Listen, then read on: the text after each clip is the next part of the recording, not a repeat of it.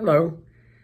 We've been talking in the last couple of videos about new laws as they affect buyers and sellers in the state of Maryland. There's been a lot of legislation this year, particularly in Maryland.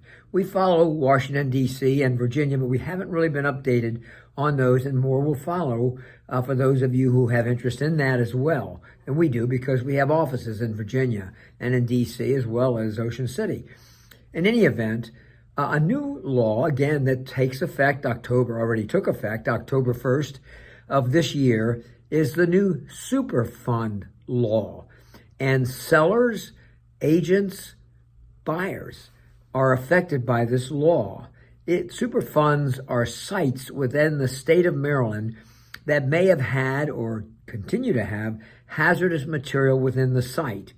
The new law requires that if a seller owns property within a mile of a Superfund area, and this is going to be hard to define, that the seller must give the buyer first of all, notice that it's in a Superfund or within a mile of a Superfund, and secondly, 5 days to either accept or reject the risk of being within a mile. Now, it sounds pretty simple, but it's a little bit more complicated because some of the areas, for example, one of the areas is Andrews Air Force Base, which is a huge area. And a mile perimeter from there, it takes in an awful lot of property in Prince George's County, Maryland. So I hope this is going to be further defined and refined as time goes on. But for the moment, this is a requirement. This has to be in the contract. The buyer must be given this disclosure and the right to opt out of the contract within 5 days once he receives it.